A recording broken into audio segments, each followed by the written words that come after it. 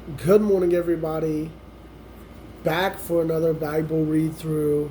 What's exciting about today is I'm going into chapter 21 and it is the birth of Isaac. So it's finally time for God's covenant with Abram, now Abraham, to come into full fruition. Sarai, now Sarah, is going to give birth to their son. So let's get into this today. I'm actually excited for this one. Not going to waste any time. Chapter 21, Birth of Isaac. It says, Now the Lord was gracious to Sarah, as he had said, and the Lord did for Sarah what he had promised. Sarah had become pregnant and bore a son to Abraham in his old age, and at the time God had promised him. Abraham gave him the name Isaac to the son Sarah bore. Oh, sorry, I read that wrong. Abraham gave the name Isaac to the son Sarah bore him. And when his son Isaac was 8 days old, Abraham circumcised him as God commanded him.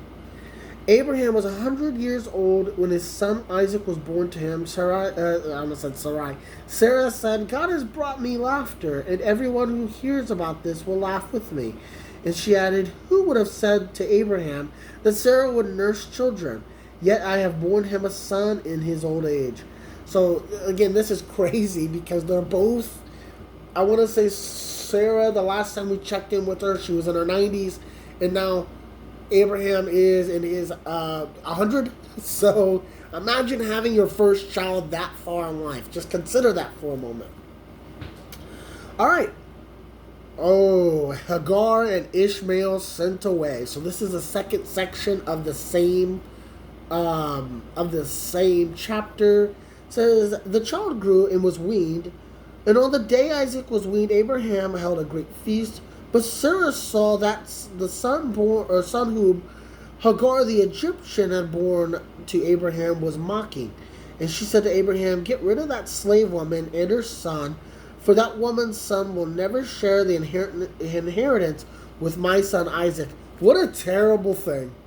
What a terrible, terrible thing. Hey, husband, here's my slave. Rape her and have a son with her. Okay, rapes her, has son with her. The slave flees. God says, no, go back. Go back there right now. Go back to your master. Be her slave. And now, they're like, get rid of her. This poor slave and her poor son. Yeah, wow. The matter distressed Abraham so greatly because it concerned his son. But God said to him, Do not be so distressed about the boy and your slave woman. Listen to whatever Sarah tells you, because it is through Isaac that your offspring will be reckoned.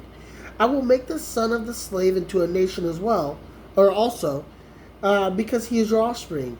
Early the next morning, Abraham took some food of the skin of water and gave it to Hagar. He set them on the shoulder. He set them on her shoulders so that, and then sent her off with the boy.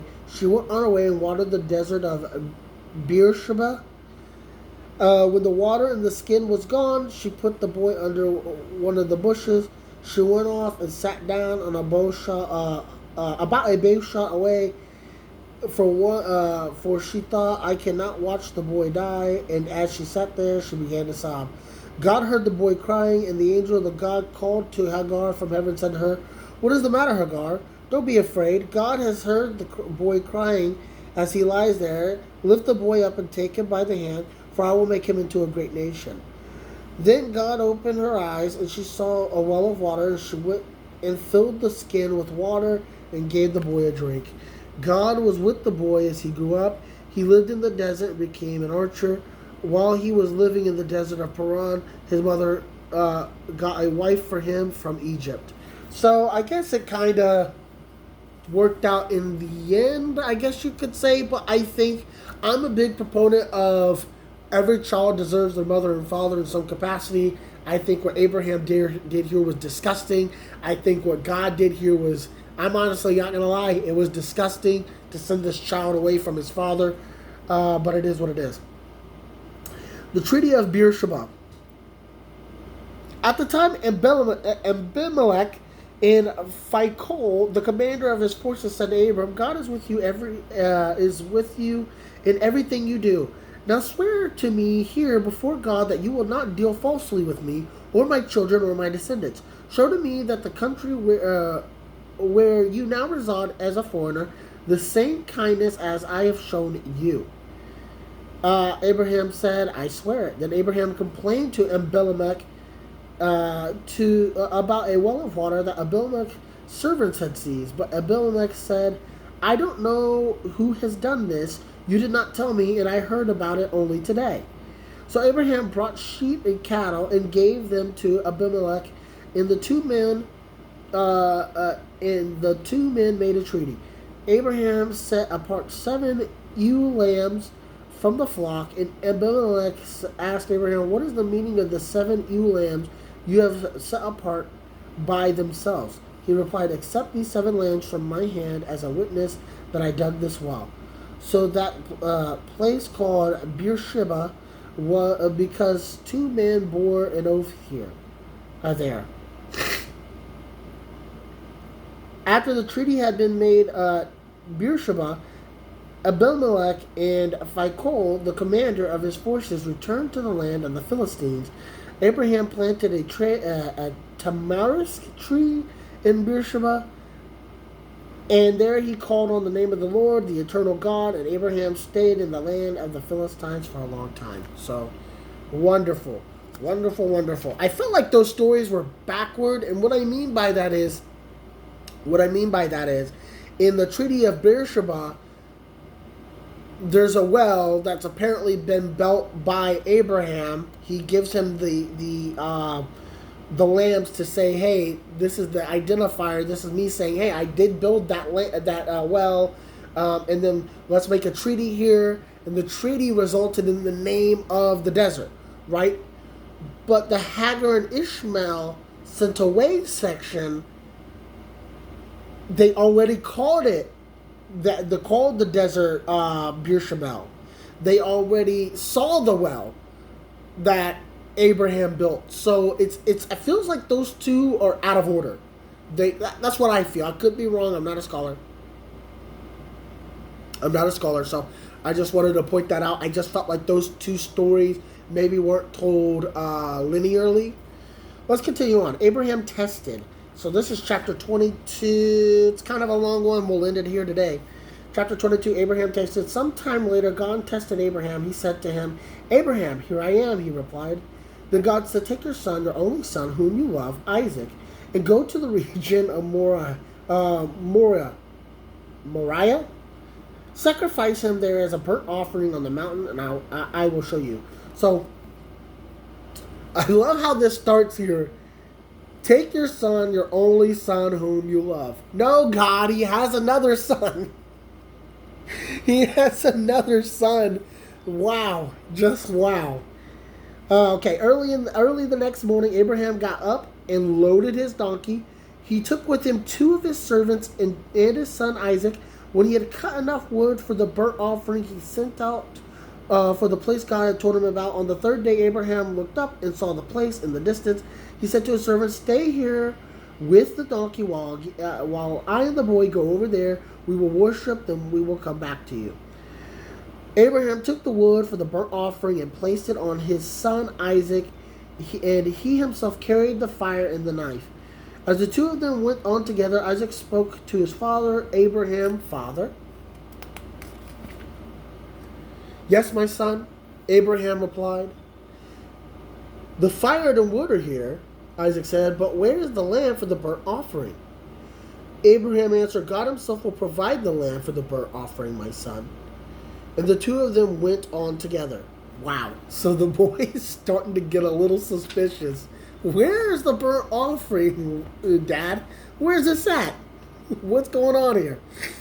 So when they reached the place God had told him about, Abraham had built an altar there and arranged the wood on it. He bound his son Isaac and laid him on the altar on top of the wood, and then he reached out in his hand and took the knife to slay his son. But the angel of the Lord called out to him from Abraham, Abraham, Abraham, here I am. Do not lay a hand on that boy. Do not do anything to him. Now that I know you fear God, because you have not withheld from me your son, your only son. Begot Abraham, his only son. He has another son. But anyway,